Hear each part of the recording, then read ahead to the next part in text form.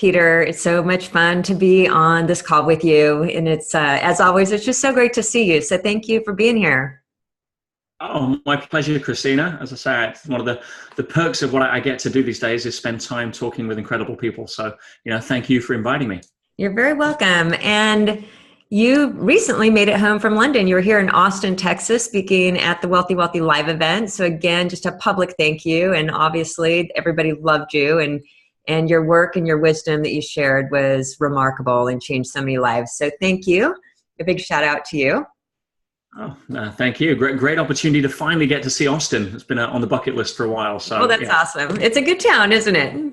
Love it. Yeah. Awesome. Well, great. Well, today it's funny. So just everybody listening, just a little backstory is that, and I think it's a really fun story because a lot of what you talked about at the Wealthy Wealthy Life event, and even my talk, that was really about just being more in the magic of life and the serendipity and the spontaneity and letting go of some of this external need for feeling good enough. And, we had some overlap in our messaging, and our story, I think, is a really great example of that. So I wanted to share it with everybody listening in, is sort of, I don't know, universal intention would have it that you and I actually did a podcast, our second podcast interview a few months back. And I was taking just these, notes. Everything you said, of course, was riveting. And I had pages and pages of notes, and I was just so excited and couldn't wait to share it with my listeners. And then at the end of that call, you had invited me to come to London to your 4-day event. And and then of course that was just a magical event, but the podcast interview that you and I had was on a Monday and your event started on a Thursday. So I just thought, well, what the hell? You invited me to come. I thought if I could make it happen, if Kirk and I could make it happen, we would do it. And we did. And of course, we just never even thought it could work out in a million years, but it did, and it was meant to be. So the funny thing is that's where you and I really established a personal relationship, a friendship, and, beyond just kind of the business stuff. And what I told you when we had breakfast that next day after your event is, Peter, I have something I have to tell you that's a little bit embarrassing, but I just have to be honest, is that amazing podcast interview that we did together. I forgot to press the record button. I felt for you. I really did. Oh my gosh. It was like 90 minutes of amazing, but that wasn't meant to be the podcast. What that was meant to be is for you and I to have that 90 minutes to talk. They got me to London. They got the friendship. They got you to Austin. That gets us back, and we'll be in Bali together here all together with your master circle here in a few weeks. And so just a really great example of letting the magic happen. So I'd love to talk to you a little bit about that today.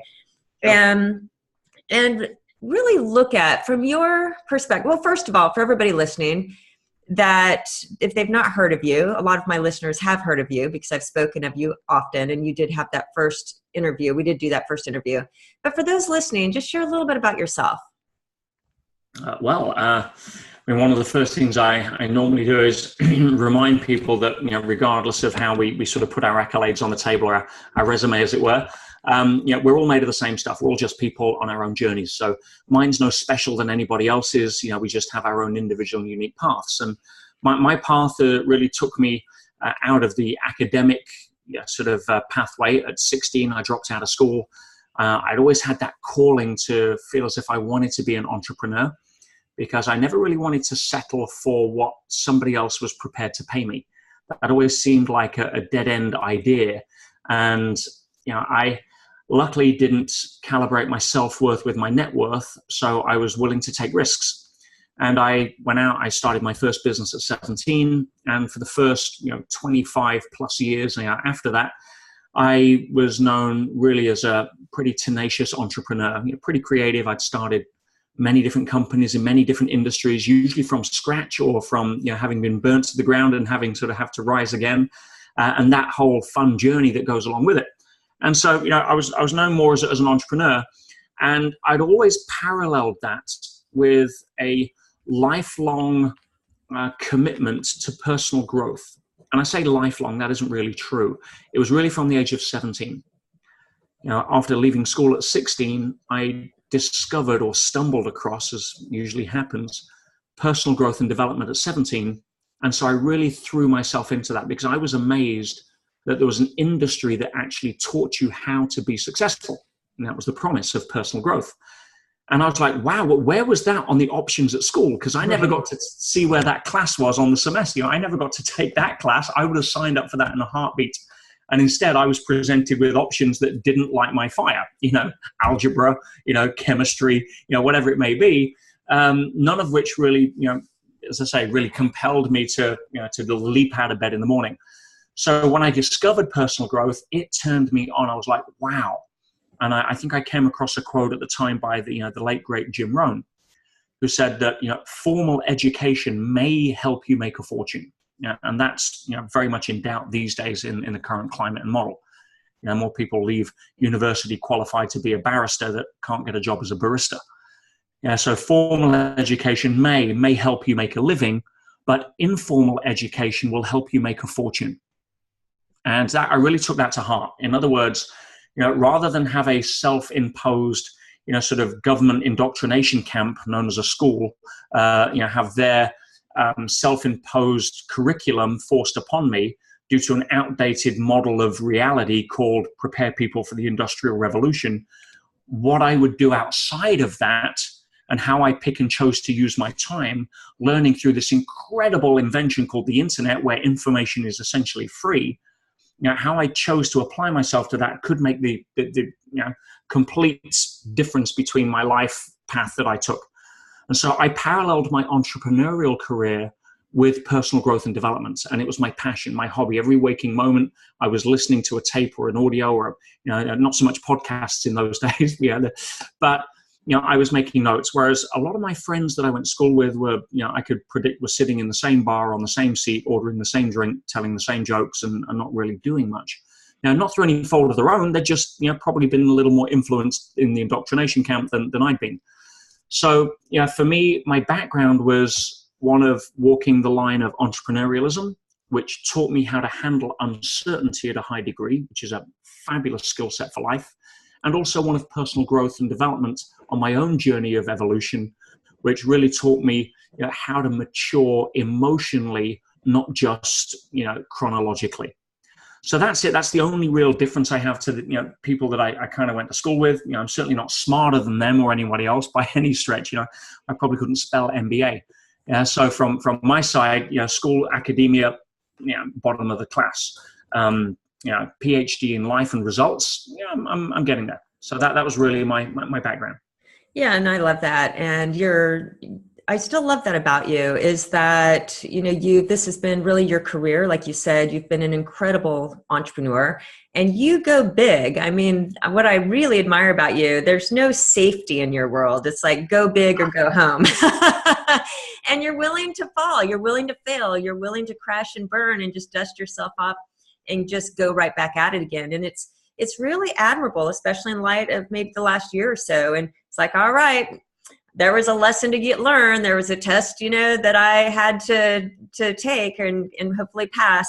So on that note, like, what is it, do you think, that holds people back in a way that they're afraid to go big? They're afraid to make big life decisions.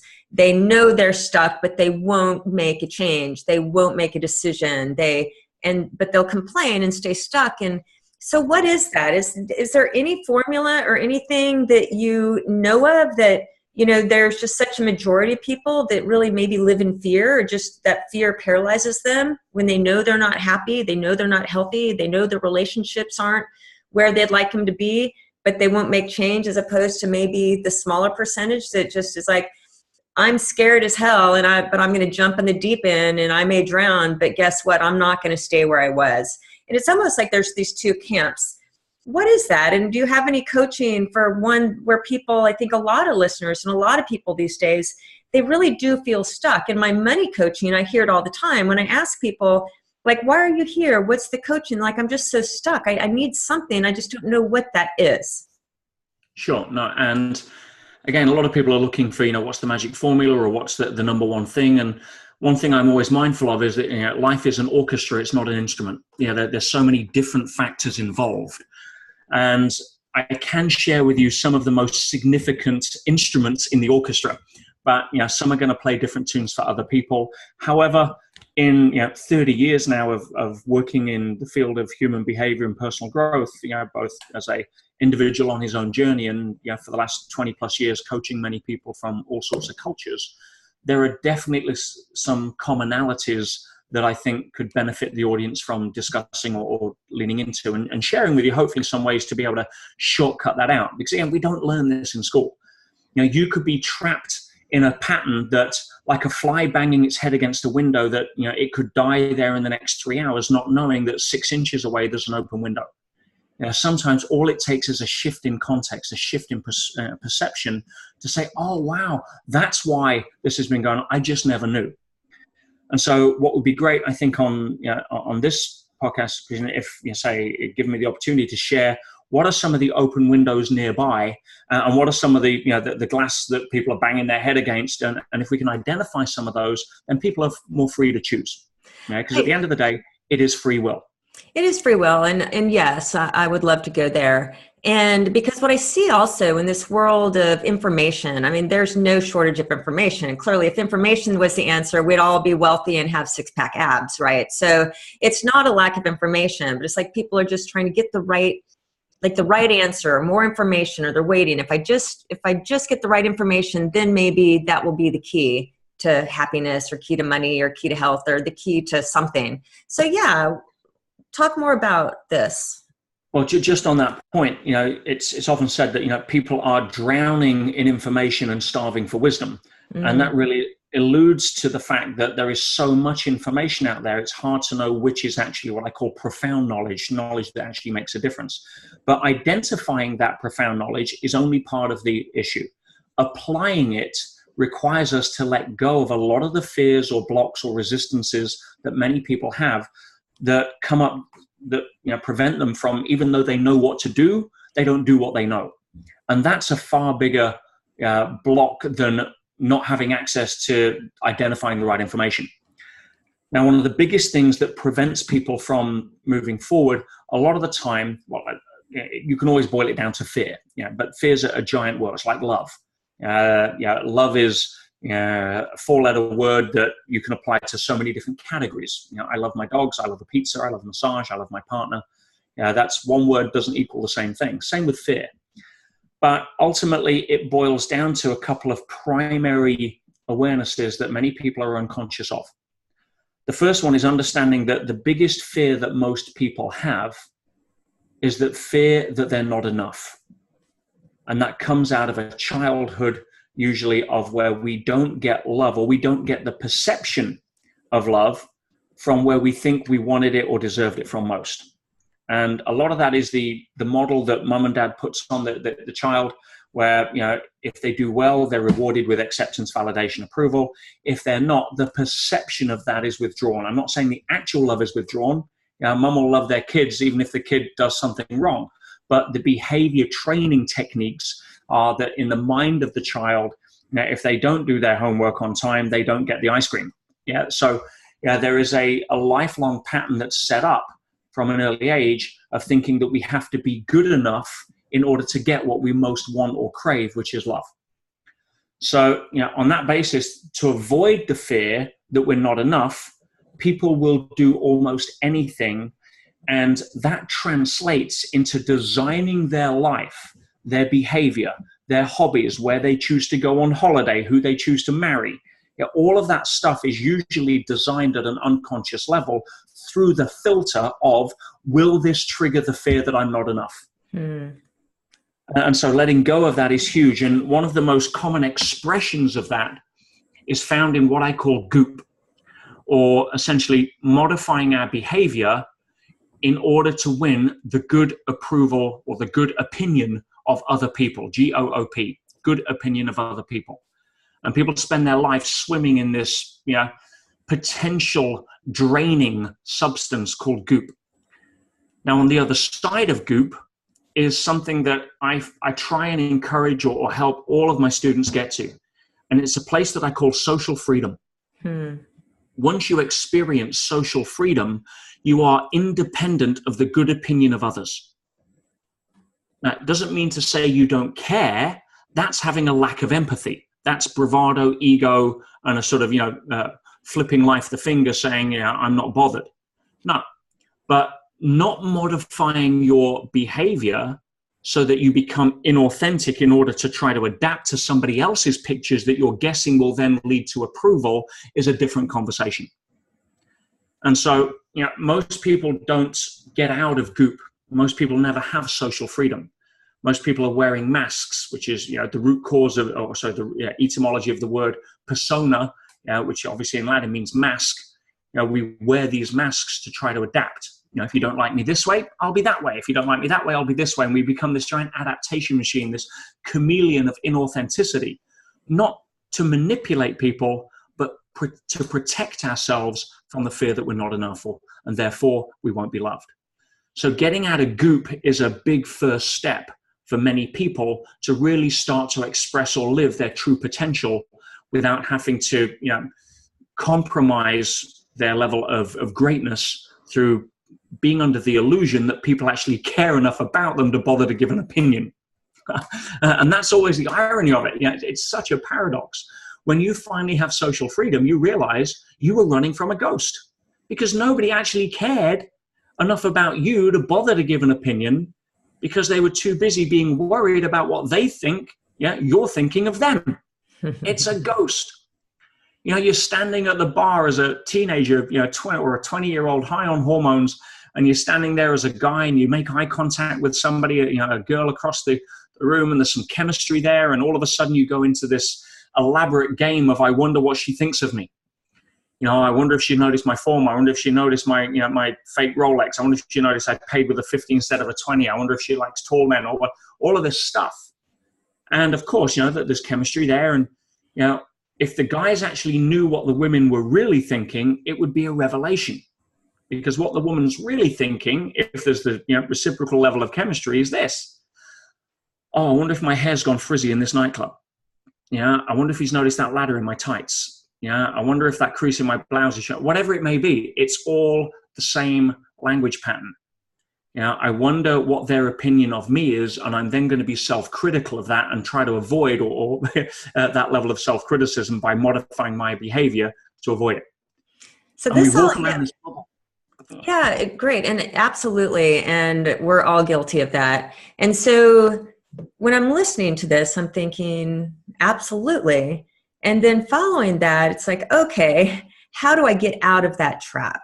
Because, what I see is that when people are living in the place of the good opinion of others, the Goop, they're afraid of letting somebody else down. They're afraid of being disliked. They're afraid of, they don't want anybody to be angry. They don't want to be unpopular.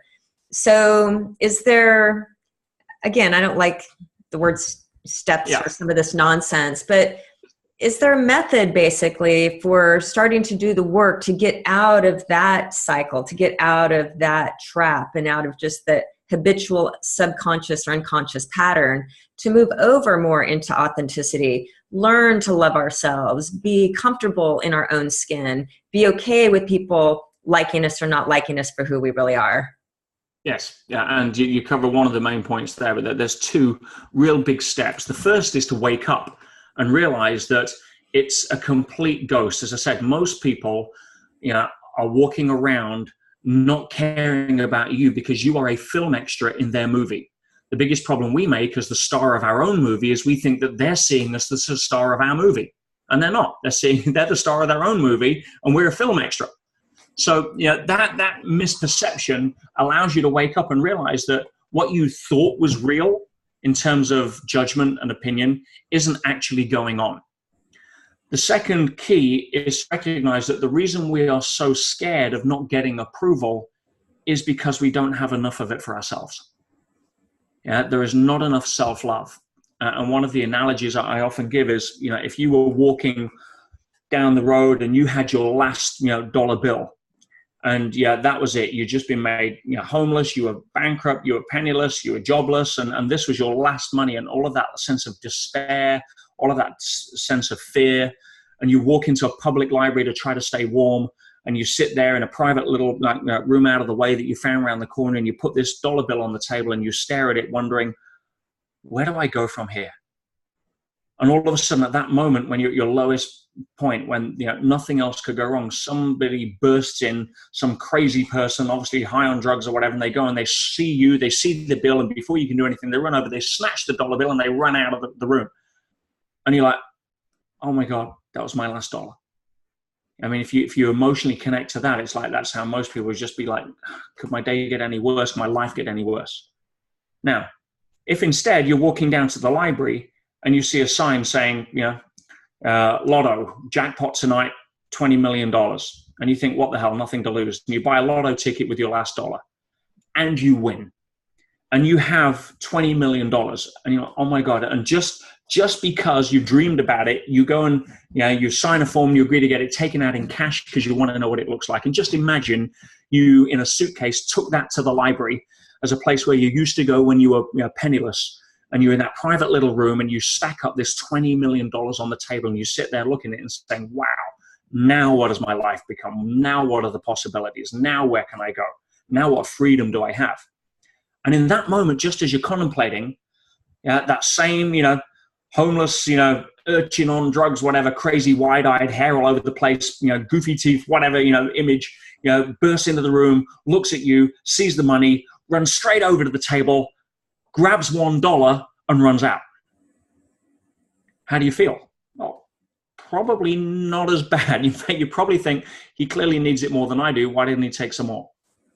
Now, instead of $1, what would happen if we start to realize that what we're really talking about there is either $1 or $20 million worth of self-love?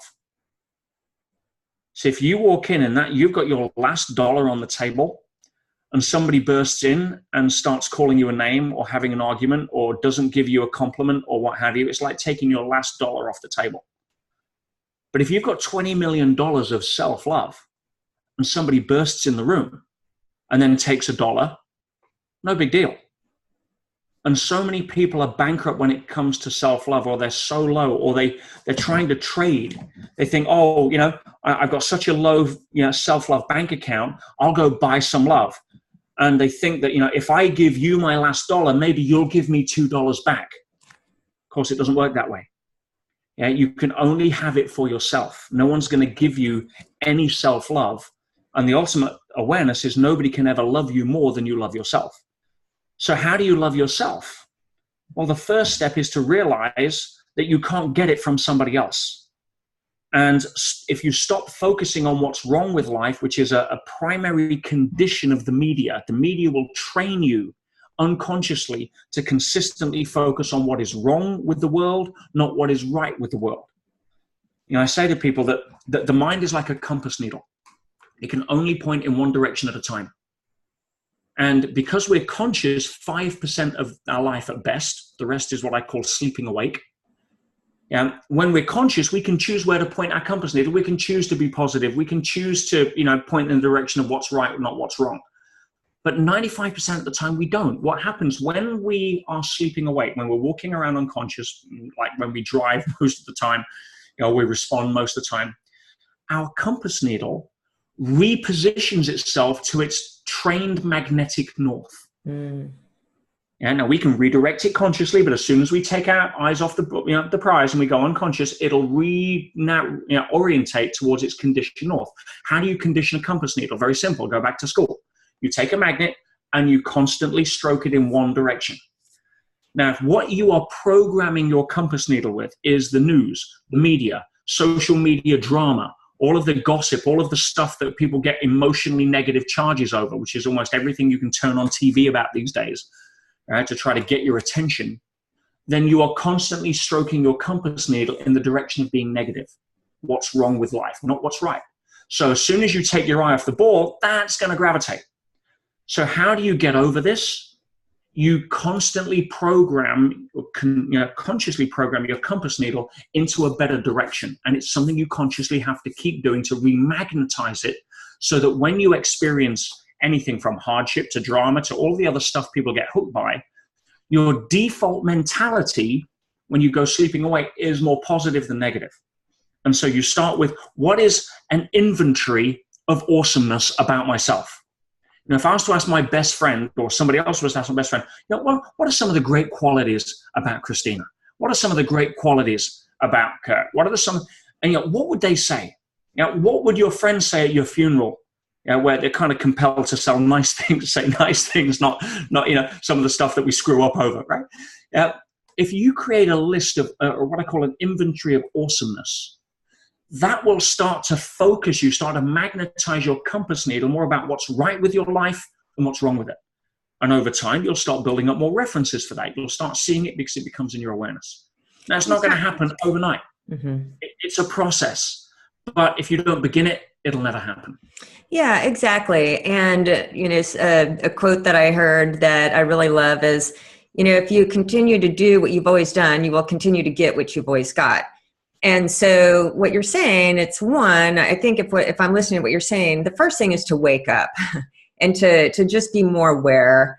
And then when we're more aware, we can be more selective or make different choices and maybe replace some habits or patterns with others, but we can't see our habits and patterns because we're ingrained in them. They're completely invisible. So until we can almost step outside of ourselves and look at our lives and ourselves objectively in a way and then say, okay, this isn't working, maybe I can replace this habit with something else. So for example, maybe I can replace the hour of news or the 3 hours on social media with waking up and reading a book or reading some positive quotes or taking an inventory of the greatness that I am or working on the purpose and why I'm here. And to start replacing some of what you said, that in order to redirect the needle, it's like the only way we can redirect it is by replacing that direction with something else that will pull that needle over to a different direction. I mean, would you agree that it really is taking different actions? It's replacing old things with new things. It's reconditioning. And to use an analogy that everybody will understand, because when we talk about metaphysical or non-physical, which the mind is, you can't put the mind on a pin, it's or look at it under a microscope. It's non-physical. So we get confused because it's a little esoteric for people. But bringing it to the physical world, which we understand the rule sets of, the sort of physics, the chemistry, the biology, we understand how the physical world works. So if I go to somebody and talk about diet, if you're consistently eating cheeseburgers and pizzas and ice cream, your waistline is going to start telling. And you're going to say, oh, but I keep eating this stuff, and why do I keep getting fat? Now, if you don't know there was a link between that and getting fat, you'd be stuck. You'd be the fly banging a head against the window. But most people are awake enough to realize that, in order to change their waistline, they really have to change their lifestyle when it comes to diet. Unfortunately, what wasn't taught to us in school, and it should have been, is that the diet we want to be most concerned about is not the food we're eating, it's the thoughts we're thinking. And they operate in exactly the same way. If you want to become unhealthy at a mental level, which usually leads to disease in the body, then watch your mental diet. If you're feeding it the junk food of news, media, gossip, drama, then don't expect to get healthy. Have self-love. See the positive where everybody else sees negative. Get yourself out of the funk.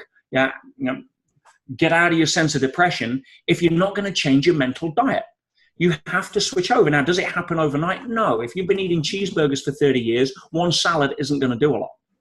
Now, if you not go to the gym for a lifetime, then going once isn't going to make you thin. It's going to make you sore. But you've got to go through that. It is a commitment to making that shift, knowing what's on the other side. And if you're scared because it's unknown, welcome to humanity. You and everybody else. Everybody gets scared at some level. It's just, where are you calibrated? I personally believe, Krisstina, that the purpose of what I call Earth School, the reason we're here, if you want to chunk up one of the bigger questions, is to train ourselves to choose love instead of fear in ever more challenging circumstances.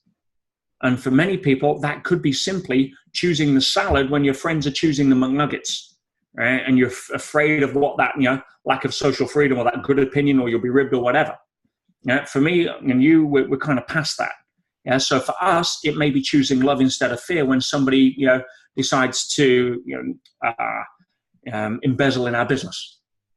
It's a higher level of exam at a different level of Earth School. But we're all on our own journey. and we will be presented the right scenarios, lessons that are pertinent to where we currently are, usually in Earth School. Yeah, So, and talk about that a little bit more, because I really love the Earth School metaphor that you use. You really talked a lot about it, even at the event. So start from that, because I've even talked to my kids about it since, and really this idea that, you know, if you go to school and you don't know you're going to be tested, you'd be like, what the hell is this test? But when you go to school and you know you're going to be tested, the purpose of the test, and you'll say this better than I'm trying to do, but the purpose of the test is to see if you know the material, if you know enough or worthy enough, you've passed the test to be able to go on and graduate to the next level, into the next grade, and to go from there. So share more of your story of Earth School as that metaphor in a little bit more detail. Sure. And it kind of begins with an awareness that there is an intelligence that's greater than us that is behind, let's call it, the game. And I don't want to get into different levels of labels here. You know, the scientific community would call it evolution and nature. You know, the religious community would call it God. The spiritual community would call it infinite intelligence and consciousness. I'm not interested in labels. Yeah, whatever label works for you, I'm cool with. But regardless of the label, we tend to have to come to the awareness that there is something more intelligent than our level of conscious awareness that's governing the game, yeah, called life. How do I know that? Well, it's fairly self-evident when I see that, you know, I don't have to set my alarm for 4 a.m. to remind my heart to beat. Yeah, something smarter than me takes care of that. Yeah, your label for that, not interested. So if we start with the assumption that there is an intelligence behind the creation of, let's call it, life, Earth School, the environment that we're in. I don't think it just randomly happened for us to be able to create this experience so that we could engineer ourselves into a comfort zone to try to cope with battling through life. No, I don't get that. No spiritual master of any significance gave us that message. So for me, if I look at the parallel, as you say, of school, the purpose of school is not to be happy. That's a big distinction. The purpose of school isn't even for us to get a good education. That's usually a common misnomer. The purpose of school is to provide an environment where we can exercise free will, or to be able to make better choices that could lead to us getting a better education or not. We can choose to skip class, get drunk, not show up for exams, not apply ourselves, or we can choose to study, be diligent, apply ourselves, show up for exams, etc. They are choices that we get to make through our God-given right of free will. Each one of those paths will likely have a higher probabilistic outcome pertinent to those choices. One will probably lead to a no degree, one may lead to a good education and a degree under that context. So doesn't mean to say you can't be happy going through school, but if you didn't know that the purpose of school was to provide that environment for you to make choices that would lead to a higher probability of getting a good education or not, then you would resent the restrictions and the impositions that school places on you. You have to show up at 8:30 and you can't leave until 3:30. You have to walk down the corridor and be in this particular room at this particular time. You've got to listen to this particular professor. You've got to have this particular test. Be like, why? What's the point? If you didn't know that what school was about, you'd feel oppressed and you'd feel resistant to that. Now, if you knew that it was there to be able to get your degree and that's what you really wanted, that was important to you, and the teachers came in one day and say, hey, listen, we've decided no more tests, no more exams. You can show up or you don't have to show up, completely up to you guys. Forget it. All of these surprise, sort of exams, we're abolishing them. Like, wow, so cool. Wow, brilliant. But by the way, you don't graduate. There's no exams and you don't get a degree. You're like, well, hang on a minute. But I'm doing this because I want my degree. I may not like the tests, but I know there's a reason why. So you have a context for it. Now, if you apply that to a bigger environment called what I call Earth School, being born into this physical matter reality, then if you don't have a context for why you're here, you are going to resent the tests, you're going to resent the exams, the graduation events, the adversity, having things forced upon you that weren't part of your pictures, and you're going to think that life is about trying to be happy and trying to engineer yourself into a comfort zone. because you would miss the fundamental awareness that for me is the game changer that leads to the gateway of emotional maturity. And that is this: life is a growth-centric experience. Get over it. Yeah, we're not here to party. We're not here to have a good time. We're not here to be happy. We're here to grow. Now, that doesn't mean to say, just like school, you can't party at times. You can't, not be happy. You can't not have a good time or enjoy yourself. Some people love school. Some people have great memories of going through school. For some people, it was the best time of their life. And the real crap show happened when they left and faced the world head on like a truck. Yeah, it varies for different people. But when you understand that Earth School is an environment that is a growth-centric experience, once you know that, you start seeing adversity in a different way. You have a different relationship to your challenges. You suddenly realize that, whoa, if I'm here to learn certain lessons, and everything points to that we're here to grow up emotionally, spiritually, to a point where we become more loving and less fearful. Now, I don't just randomly say that because it sounds good in some esoteric, sort of jargon. I say that based upon 400 million years of fossil records that state that evolution has a very clear and very in-your-face purpose. And that is the purpose of evolution, the purpose of something evolving, is to become more complex, to lower entropy, if you want to go to the second law of thermodynamics, to basically reduce the isolation and promote cooperation. From a single-celled amoeba to a 150-odd trillion cell, large human being, the difference is intense cooperation. There is a sense of community, and community has to work in harmony. There is a sense of equanimity. There is an equilibrium. It would be absurd for us to think that our liver cells would go on strike because they were staging a protest that the lung cells were getting more hemoglobin. And that's just stupid. No, our body is an evolutionary pinnacle of the expression of harmony and cooperation. And if you actually knew, if you got a sense, a real sense, not an intellectual sense, an emotional understanding of what your body does and how it does it, every single one of your cells is communicating up to 100,000 times a second in perfect harmony, synchronicity, both biochemically, electrically, electromagnetically, energetically, in perfect harmony. I mean, could you imagine if we were in charge of that consciously? We'd last a nanosecond before we'd fall into a uncompromising heap on the floor of a gibbering wreck, right? So, that is the ultimate expression of cooperation. What is the ultimate extrapolation of cooperation? Love. So if you want a scientific definition of evolution, it's ultimately to grow up and become love, or at least become more loving.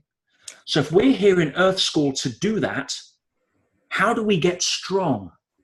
Otherwise we'd just be all born loving and that'd be cool, but then there'd be no reason to be here. Right? If you showed up at school on your first day in kindergarten and they gave you a degree and sent you home, there'd be no point. So how do we grow? Well, go to nature. The strongest trees don't grow in the best soil. They grow in the strongest winds. Muscles don't grow on the couch. They grow in the gym through adversity. They grow through being able to be challenged. They grow through constantly being broken down or having adversity and then growing through that to become stronger. That's a primary directive in evolution. We cannot shortcut. It's built into the system before we showed up consciously. I mean, could you imagine going to a gym and doing a huge, training your arms for 2 hours, and not being able to lift them up and sitting in the changing rooms after a shower and thinking, I really busted my ass off there for 2 hours training my arms. I wonder if they grow or not. I'm really worried. What if they don't? What if they don't move? What if I just wasted my 2 hours? No, we don't think like that. We know it's built into the program.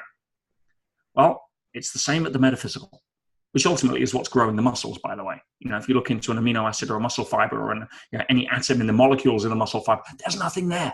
It's energy. Right? That's another conversation. But you get the whole aspect of Earth School. We're here to grow up through challenge and adversity and tests that we may bitch about if we were looking at it from the perspective of the muscle fiber. oh my God, I'm being broken down. Please stop. Send a message to the brain. It's painful. But if we shift our perspective to the athlete who's proud that they could bust out that last rep, yeah, against all of the screaming signals, and afterwards they walk around thinking, wow, I did that, because they have a context for wanting to run the marathon of life, then we see challenges completely differently.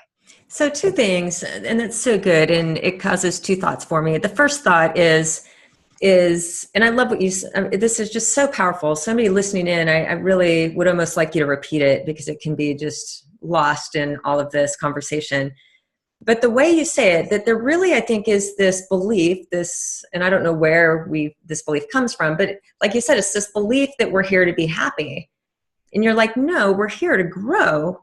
Part of the growth is happiness, but part of the growth is adversity. You get the growth through the adversity. So, and then it's to get to this place of love. But when you say, I just love that. The purpose of life is not to be happy. I mean, that's just really important, because I think somewhere we've been programmed to think that is the purpose of life. So if we're not happy, then something's wrong. Something's completely wrong. And, I'm a victim of life one way or another. But so when you say life is, kind of the purpose of life is to have a growth-centric experience, how do you define growth? Like, what is growth? And even sort of personal growth, personal development, this constant growth, like, what is growth? The ability to choose love over fear in ever more challenging circumstances. That's the ultimate expression of growth. And when I say ever more challenging, go back to school. If you're in fifth grade, the questions are hard for fifth graders. They're meant to be. And at the end of the year, you get an exam. And if you pass the exam, you go to the sixth grade. And guess what? The questions are harder. They're meant to be. It's a non-stop process. People have this mentality that, I need to get somewhere in life where I can be comfortable and go, Well, that's like going to the gym saying, I need to get a certain part in my physicality, then I can stop and quit. Well, no, it doesn't work that way. Then I can stop breathing and I'll just live happily ever after. That's not going to work. It's a constant process, which is why we're here. We know if we're not growing, we're dying. If a tree isn't growing, what's it doing? Does a tree get to an acorn, become a sapling, and then say, that's it, I quit. I made it to being a sapling. Now I just want to break. I can't be doing with another drought. I can't be doing with another flood. I can't be doing with another insect eating part of my bark. No, it's on a journey. And everywhere we see, we're surrounded by the same examples, and we feel we're different. And coming back to happiness, if people really want more happiness, I'll sum it up in a heartbeat. That there is an easy trick to it, because understanding happiness is pretty kindergarten level, to be fair, unless I'm missing something here, but I'll share it with you. Happiness is nothing more than a byproduct of thinking happy thoughts. Case closed. You want more happiness? Think more happy thoughts. What prevents people from doing that is the rules they have around what has to happen, usually in the outer world, in order for them to give themselves permission to think happy thoughts. And, I have to have the perfect relationship. I have to have six-pack abs. I have to have X money in the bank. Then I will give myself permission to be happy. I mean, it's unbelievable. But go back to the gym. Are you happiest at the point where you walk into the workout knowing it may be challenging, or are you happier when you bust out that last rep against the odds where you didn't think you could do one and you end up doing three because your personal trainer is saying, come on, do it. I believe in you. Come on, Krisstina, you've got it in you, and you bust that out. Where's the greatest part of happiness in that workout? After the adversity. What's life trying to teach us? Where's the fruit on the tree? You've got to go out on a limb to get it. Most of the gold when it comes to things like adversity, like in relationships are a phenomenal crucible of growth, because they offer a real environment that's rarely duplicated in other areas of our life, because now we have close proximity and intimate proximity with somebody that can judge us. And we don't care if somebody flips us off in traffic, because a day later we've forgotten about it if we're at a low level of consciousness, maybe 2 levels a day, whatever. But if our partner turns around and says, well, listen, you just don't satisfy me in bed. I mean, bang. I mean, that hits you in a different place. Or, I don't love you anymore. Or, I'm in love with your best friend. Whatever it may be, relationships provide a magnified crucible of that level of growth. And again, the purpose of a relationship is not to be happy. If you think that, you're in Disneyland. Good luck. How's it working for you? No, the purpose of the relationship is, again, to provide a mirror for you to be shown parts of you that you need to grow through. your disowned parts most of the time. If you're impatient, prepare to marry somebody who's not on time. If you can't stand drinking, you prepare to be attracted to somebody who becomes it turns out to be a secret drinker. It's just the nature of the game. We attract the best personal trainers for us in the earth gym. So happiness, think happy thoughts, but also know that it's our rules that prevent us from thinking happy thoughts that are an enemy, not the circumstances that we blame. And most happiness is found on the other side of adversity, where we can look back and think, wow, thank goodness that happened. Otherwise, I wouldn't be doing this now. And I hear a lot of people, their narratives, though, where they when they get stuck in this, is that it's like all this adversity is happening to me. And so it's almost this victim narrative or conversation. It's like, okay, this has happened to me, and that's happened to me, and this person did this to me, and this person did that to me.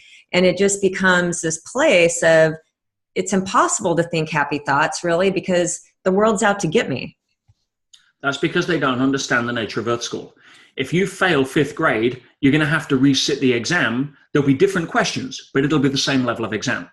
So, for example, I have a concept I call the rumble strip of life. Right? So if you're going down the freeway and you're listening to your music and everything's cool and you're just sleeping away, because most people are, but you're heading down in a certain direction. And let's say you stop veering off track. Now, let's say that, you really should be healthy and go to the gym, but, you're eating, 1-2 burgers a week, and then it becomes 4 or 5, and you're kind of drifting off track. It's using a health example. At some point, you have a rumble strip at the edge of the freeway. It's there to wake you up, right? And all of a sudden, there you are, munching on your typical lunch of supersized whatever, and you start feeling a pain in your chest. Oh, wow, where did that come from? Are you getting headaches or whatever it may be? It's the rumble strip. It's there to say, hey, buddy, you're off track. Now, here's how most people respond to that. Right? They think, well, I'm driving down the freeway of life. I'm listening to my music. I'm having a good time. And all of a sudden, I'm driving over this rumble strip, and it's interfering with my music. So what do? I turn my music up. Right? And what happens? Well, hopefully the rumble strip gets louder. Although for some people, the first sign of heart disease, 40% of people, the first sign of heart disease is a fatal heart attack. Their music was playing so loud, they didn't listen to any of the signs that were whispering before that. Now, life has a principle which I call escalating feedback, which means if you're not learning the lesson because you don't know you're in school, because you don't know that adversity is there to be able to train you in the gym, then it will keep on bringing stuff to your attention because you haven't graduated that level of class. In other words, you, Krisstina, probably have far less people that flip you off in traffic than somebody who hasn't learned the lesson on how to let go of that and send them love and realize that they obviously need the road more than you do. They're clearly busy. And thank goodness that's not me, right? That I have to be so angry just driving to work that I'm willing to be abusive to people I don't even know. I mean, that's, I'm grateful for that. So you're far less likely to get those lessons. You'll probably have a higher level of exam because you're not in kindergarten. You're probably closer to college. Therefore, your exams are going to be harder. You're going to have somebody that you thought was a friend probably betray you. You're going to have somebody that you thought you had certain feelings about that turns out doesn't have those feelings, whatever it may be. You can have something where it's not somebody flips you off in traffic. It's somebody that backs into you in a parking lot and doesn't leave a note, whatever it may be. It's a higher level of exam. So people that say, oh, this happened and that happened, and how can I be happy? All this stuff. Be happy by understanding you need to wake up and realize that as soon as you pass the exam, as soon as you learn to give more forgiveness than judgment, as soon as you learn to have more humility than ego, as soon as you learn to have more compassion than anger, you will probably transcend that lesson to a different lesson. And you won't need to have that.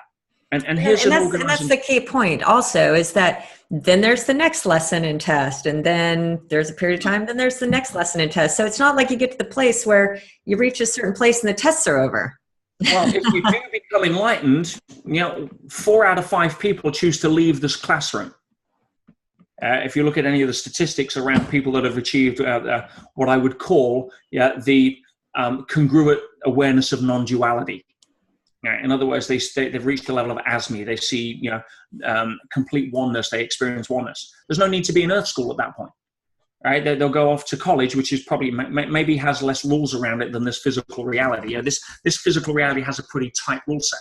Why? Pretty simple to me. You know, what if you were able to not be bound by the rules of the physical reality? Most people would be teleporting into the bank vaults to help themselves, or they'd be teleporting into the ladies' locker rooms, you know, or whatever it may be. Yeah, there's a sense of emotional maturity that is required, or spiritual maturity that's required to be a little more free of the tight rule set that governs Earth School. Yeah, so, you know, why wouldn't you leave a loaded 9mm in a playground? Because, you know, kids, you know, would hurt themselves. But would you blink twice at a loaded 9mm if it was on a table in a special ops briefing room? Well, no, because the guys there or the girls there are mature enough to understand how to use it. They're not just going to pick it up randomly and say, oh, what's this, and point it around. So, you know, there's a sense of that, but there's also a sense of, you know, coming to terms, you know, with the graduation events of our life, and knowing that, you know, if we don't pass the exam, we're going to have to resit it. And for some people, that may be their second mild heart attack, or their third failed business, or their second failed marriage, until they realize that, you know, it's not about what can I get at the expense of others, but what can I contribute through growing more of who I am to bring to the table. That's really good. And you were so helpful for me in a similar situation, in that I really love this coaching you gave me, because, you know, even someone that I think is very accountable and very responsible and take ownership of my own life and make my own decisions and take responsibility for the successes and the colossal failures, far more colossal failures than successes, by the way. But, you know, I had a situation where in business that was a very difficult one. And I was in a space of, it just the fact it wasn't fair, it wasn't right, it was unjust, and I had to deal with this. And your coaching was, or the reframe was, Krisstina, what if you chose this? What if you chose this test? What if you chose this adversity? If you did, if you can just spend a minute and kind of get out of this feeling of why did this happen? It's unjust, it's unfair, it's not right. And that was true, in my opinion. But if that's even the case, if you can move out of that frame and move into the frame of, if you chose that challenge that cost you a lot of money, a lot of time, a lot of emotional energy, and a lot of hurt, why would you have chosen that? What was the test there? And I had to pause and really think about it. And then it became so obvious that I was completely unaware of it. But when I put it in the reframe of, I chose this because I chose this adversity in my life because there was a test and there was something I couldn't see, and it had been a repeated pattern, that once I saw this, like, I've got it. I can now pass this test. That won't happen again. So I just love that too, is just the reframe of adversity's there, the challenges are there, the growth happens. And if we choose it, even if we can even put ourselves in the place of choosing it, that can help us maybe pass the test. But it really is, I think, just going back to what you say, it's the purpose of life isn't the absence of adversity. The adversity is the growth experience, and we grow, we learn, we conquer that fear, that we learn that lesson, so we can move on to what's next. And then that's really the journey of life. And so, and on that note, another thing I wanted to ask there is, how important is environment? So when we're looking at making changes, when we're looking at moving the needle, if you will, and being better at taking these tests and really just changing our lives in the way, improving our lives, how much importance do you place on the environment, meaning the people we surround ourselves with, the conversations we're in, the what we do with our time, you know, the space-time environment? It's critical, because we have a built-in adaptability sense. Yeah, and again, physically, we understand that. You know, your body is a 24/7 adaptation machine. Put it in the sun, it'll tan. Yeah, put it in, you know, Iceland, you know, it won't. Put it in McDonald's, it will adapt to McDonald's. Put it in the gym, it will adapt to the gym. We get that. We understand. What people fail to be aware of most of the time is that our mind is exactly the same. It is a 24/7 adaptation machine. And so, you know, if you hang around with, you know, 10 recreational drug users that are making excuses as to why life, doesn't support them, you'll likely become the 11th. If you hang around with 10 motivated people that are looking at life from a possibility thinking perspective and coming up with reasons as to why they can, not why they can't, you'll probably become the 11th. And so, we adapt to our environment mentally far more than physically. And people they tend to miss that, which is why watching the news is just, it's how do you put it? It is evolutionary suicide, because you are de-evolving yourself into a more disorder, more chaos, more fear, and far less unity, harmony, compassion, cooperation, and love. Because that's not the business goal of the media. Business goal of the media is to recruit you as a statistic, so it can justify rate cards and viewing figures. And it does that by triggering a part of your brain called the amygdala, which is the one part that bypasses something called the reticular activating system. And it's based upon noticing negative before positive. In other words, it gets your attention quickly. So that's why you can be driving unconsciously and all of a sudden just miss the accident in front of you or the brake lights you react to, because your amygdala is immediately warned that something is about to show up or something's happening that could threaten you. And your unconscious has a program to protect you around that or notice that a lot of the time. So your environment is the one area where you can consciously set yourself up to win, or by default set yourself up to lose. And many people don't get that. They're too busy reacting to life. But if you know that the mental diet and your mental environment and the impact it has on you is going to be critical to your success in Earth School, then you may want to choose to question who you hang with. And I've always said, love your family, but choose your friends. And it doesn't mean to say that you're better or them than them. That's just the spiritual ego talking a lot of the time. If you are further along your journey of awareness, because we've been grateful enough to have some insights from people that walked the path before us that allowed us to have a sense of understanding as to what's going on, we shouldn't invalidate those people or feel more significant or ego based, more superior to anyone that hasn't yet had the fortune or the opportunity to have that same level of awareness. So, if it means cutting some of your friends loose, now send them love, recognize they're on their own journey. What's better, a 10-year-old or a 15-year-old? A sapling or a small tree? A small tree or a large tree? There's no better or worse.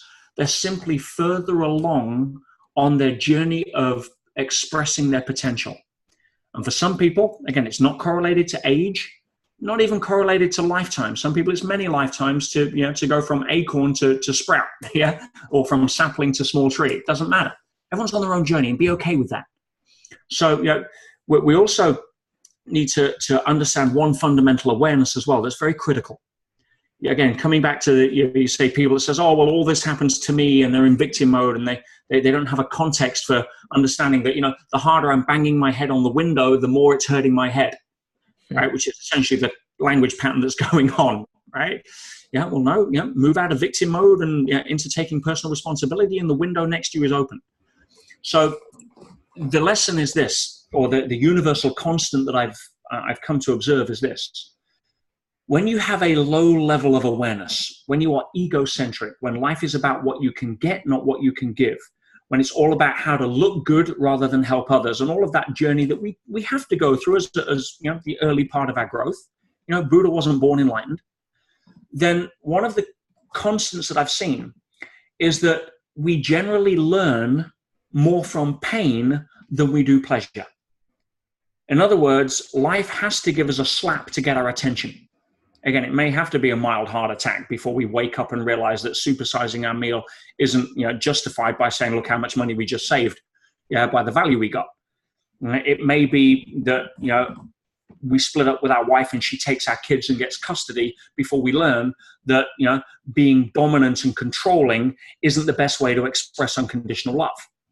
So we learn more from pain than we tend to do pleasure. At higher levels of awareness, we tend to get far less of the painful experiences because we have opportunities to grow with experiences that aren't as, slap you in the face, get your attention, because we're open to that. Does that make sense? Absolutely makes sense. So and that causes me to think, and since we're really approaching, we've approached our hour, so we'll go a little bit over time here because, you and I could probably talk 4 hours. And there's just so much to share, and we'll point everyone exactly where to find you. But there's a couple other things I'd like to touch on before we close. And one thing you said at the event, your event in London, my event here in Austin, and again, it was really just, for me, it was a really shift in a way of thinking, which I love. I love those moments that can be just a sentence or a quote, or it's a reframe that completely changes your whole way of seeing the world, which means it changes everything. And it's amazing to me that one teeny tiny thing can completely shift your life. And I think that's part of this learning, constantly learning, and being in this growth experience, and being open and curious, and being willing to be wrong, and being, okay with uncertainty that allows these openings to happen. But one thing you've said is that we can only project from where we're at. And then you've really talked about this level of consciousness. And so many times I think we can find ourselves judging others or getting upset or angry because people act the way they act, and without an understanding that people can only project from the space they're in or the level of consciousness. So would you speak a little bit more to that? Sure, and a model that I tend to use a lot is that from the late great Dr. David Hawkins, the author of Power versus Force, which is a game-changing book. Again, when you say one little thing can change everything, what you're doing is you're shifting the context of your life rather than wrestling with the content of your life. Most people spend their entire life trying to change the content in order to rearrange the stuff, their relationship, their health, their money, their whatever, in order to fit the rules of what they think has to happen to be happy. But you can make one shift in context change how you see your life. Again, it could be as simple as understanding it's a growth-centric experience. That could be a game changer for people, and everything changes. So context is definitive. So looking at Hawkins's model, he delineates consciousness into a map of 16 different levels, and it's a beautiful model, but there's a couple of awarenesses that come with it from my perspective. One is there is no better or worse. There is only a more appropriate level than the level beneath it in order to operate from.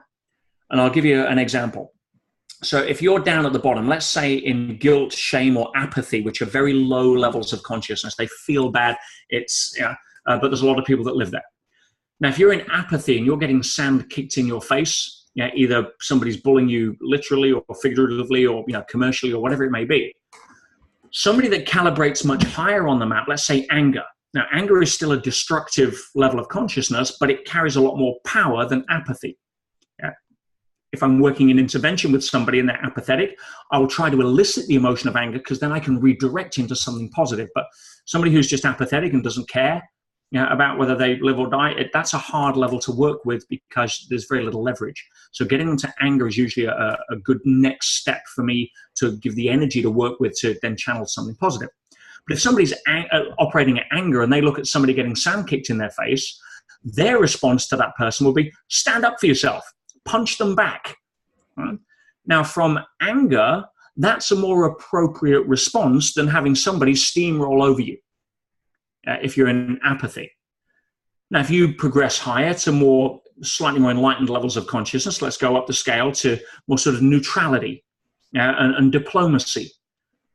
And you go to the United Nations. And if somebody's now trying to steamroller you in a unilateral peace agreement, for example, punching them in the face is no longer an appropriate response. We have to chunk up. So the higher your consciousness, the more emotionally mature your level of options. If you go all the way up to a place of love, then you have compassion for the people that are in anger.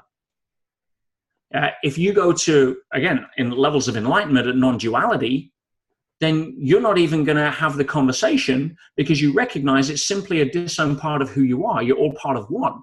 So why am I even at loggerheads with that? There'd be like an autoimmune disease in the body, right? Fighting yourself. So there's no better or worse, right or wrong, specifically right or wrong, which people get so caught up in. At a level of appreciation that everybody can only project from the level they're at. An alcoholic will drink. Why would you blame them for drinking? That's what alcoholics do. Somebody who's naturally angry is going to respond from anger. Why would you judge them for that? That's what people that are angry do. Yeah. So there is simply an awareness that you can only project from the level that you're at. And once you get to that level of understanding, there's nothing to defend, there's nothing to conquer, and there's nothing to prove. You simply just are happy with where you are. It's a high level of consciousness called acceptance, which calibrates at 350 on Hawkins' scale for those interested. So, there is that. The other thing to note on the level of consciousness is that the higher you go, the power is exponential. You look at Nelson Mandela coming out of jail.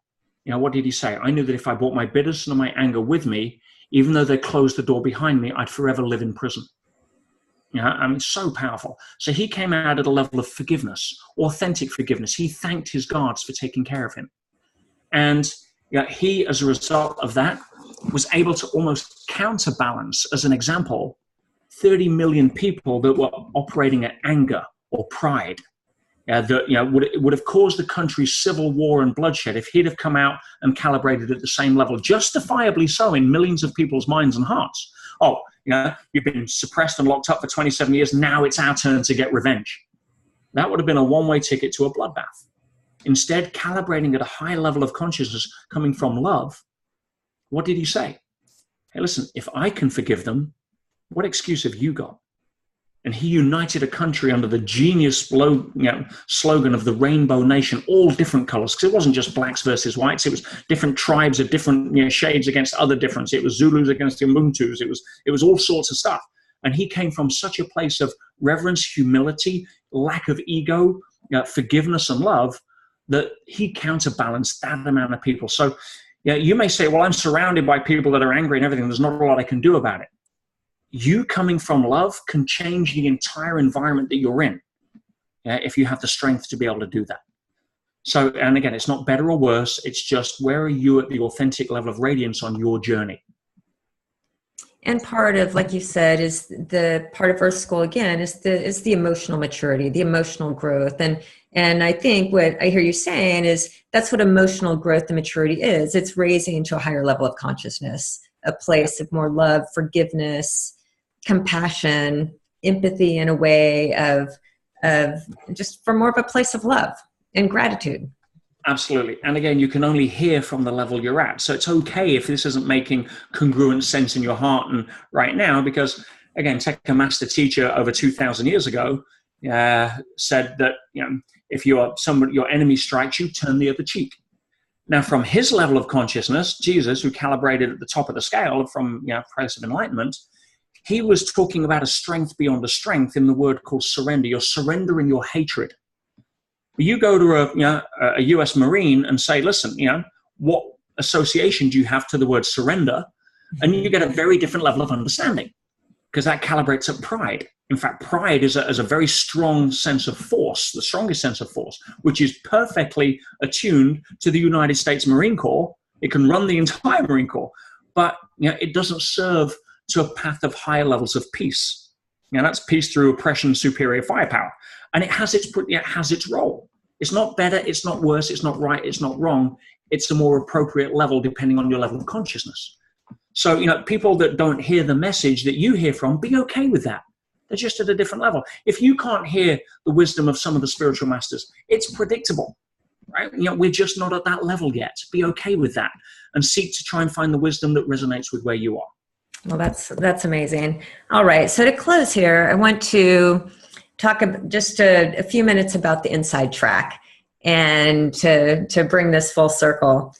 So you have just finished your book that I'll let you tell a little bit of your story there, but it's going to be released here in a few days. And so everyone listening, I will be pointing you actually petersage.com/VIP book launch.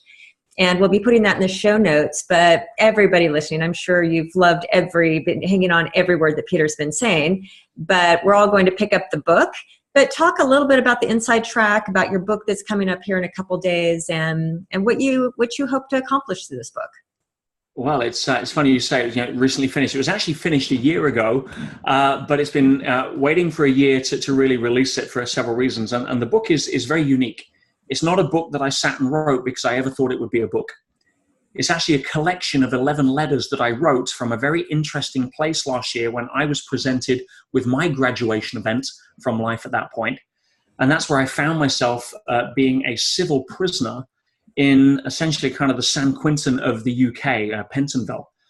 And I didn't see it coming, as most of your graduation events will come out of left field. That's how the game works. Otherwise, if we knew them in advance, we'd try to revise for the answers if we knew the exam questions.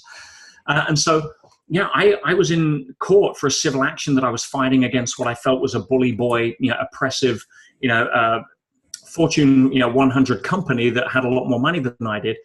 And I thought that they were running a contempt of court application on a business deal that we were arguing over. I really didn't give it much credibility because I thought the judge would laugh it out of court in 5 minutes. I was there to prove why it was false. And I learned a lot about how the court system works because I watched a masterful display of how people that can hire much better lawyers than I could can spin distort context to make content appear in a different light. And I found that was really the underlying aspect of litigation. And I found myself on the wrong end of a court order for contempt, and I was sentenced to serve 6 months in jail as a non-criminal, having never been accused of a crime. And it was one of those weird, quirky things. And when it looked as if it was going the wrong way, I turned to my fiance and she says, "Wow, what's going on?" I said, "Well, there's a chance I might end up in jail here, honey." And she's like, "Where did that come from?" And I'm like, "Well, I don't know, but here's what I do know. I'm very blessed and fortunate that my work has helped so many people over the years across, millions of people across the world, through my videos and my other stuff. But there's also a lot of people that it probably could help that may never get access to it, especially in places like Pentonville. And if life wants to throw me in there in a dark place and try to be a bit of a light and sort of give my gift in that kind of area, I'm like, honey, let me go. Let me go do it if that's what it wants. It'll be a graduation event. Let's see what happens." And so I went in and never had the identity of a prisoner for 1 second. I had the identity of a secret agent of positive change. And my role there was to try to bring a light to a very dark place. And it, don't get me wrong, it was tough, but it was one of the most incredible and magical and inspiring adventures I've ever had the privilege of living. And I was able, graciously to be able to create a very big impact in quite a short time. And I was nominated and subsequently won a national award for the work that I was doing in helping getting people off drugs and saving suicides and reframing people and getting them out of depression and really creating a movement in a jail that really needed it.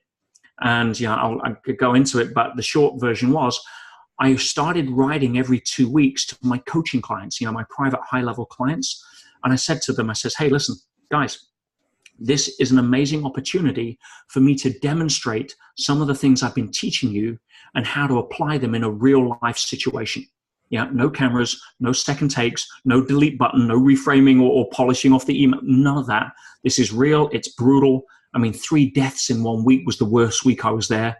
And that's combination of the violence of the place, suicides, overdose. I mean, it was just insane. And so I wrote these 11 letters, and they are a deep dive into the best of my work and how to apply it when life really hits you with a bat from left field. And, I was losing my business, I was losing my home, I was losing my reputation because nobody knew what was happening.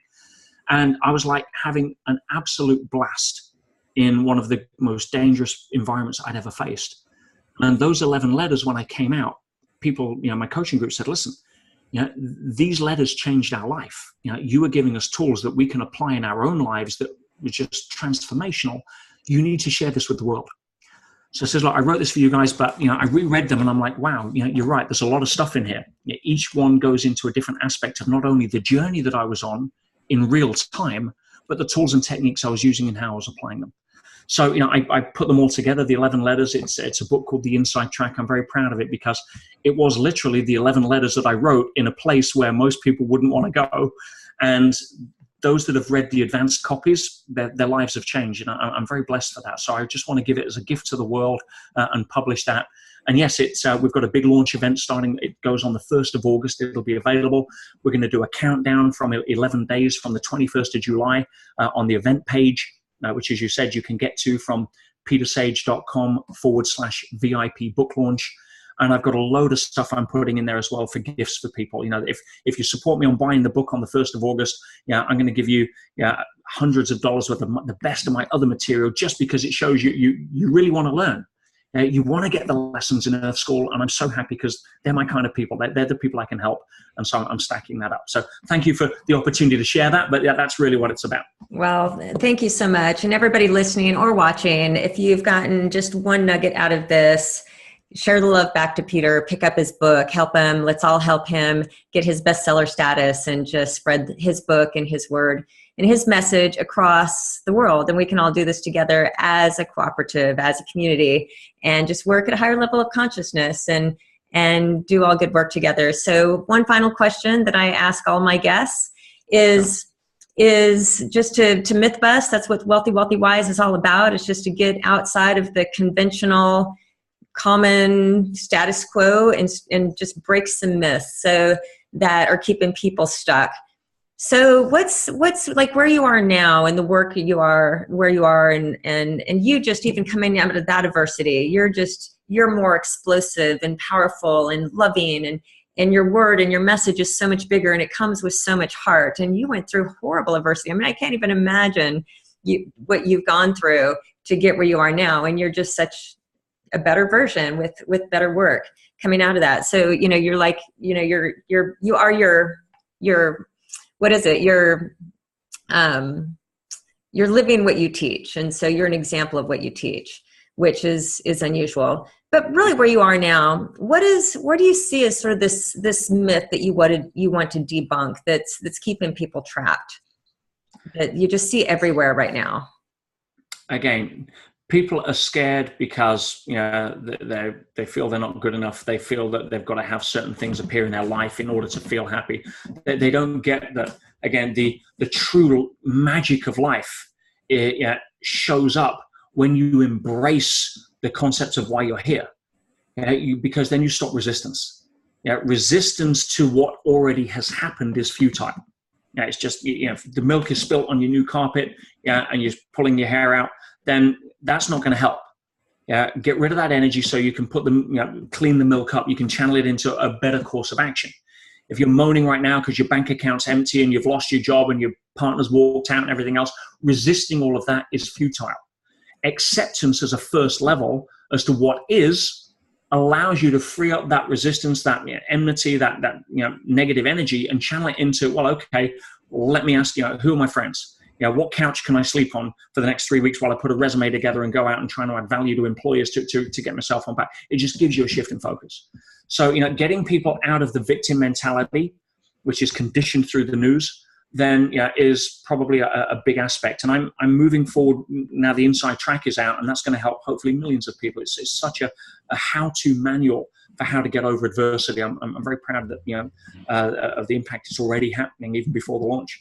But I'm going to be focused on helping more people with the work that I do. I'm already working on my next book, which is again a deep dive. It's actually going to be called Earth School, and giving people a context for understanding life and a map to navigate that at a really deep level, and really just helping people to wake up from the unconscious sleeping awake fear-based mentality that through no fault of their own, they've really been conditioned through the imposition of society by. Well, thank you so much. I can't thank you enough. And again, thank you personally, thank you professionally, thank you for everything that you're offering my audience. And obviously we'll do everything we can to help support you in your book launch. And Kirk and I will see you in Bali here in a few weeks. Absolutely. For our Masters Relationship Seminar, I'm very excited about that and looking forward to seeing you. And thank you so much for being an amazing host as well last couple of weeks while I was over at the Wealthy, Wealthy, Wise. And I'm loving the work that you're doing. You're a living example of the person that I relate to and point to say, hey, listen, it doesn't matter what happens in your life, because I know you've gone through tremendous adversity, and I know your audience knows that. But look, I mean, you've come out stronger, wiser, more beautiful, more radiant, more energetic, with more gifts to give. And that is just a great way to demonstrate why we're here and how to do it. Well, thank you. Well, love you, man. And thank you so much. And I will see you soon. Look forward to it.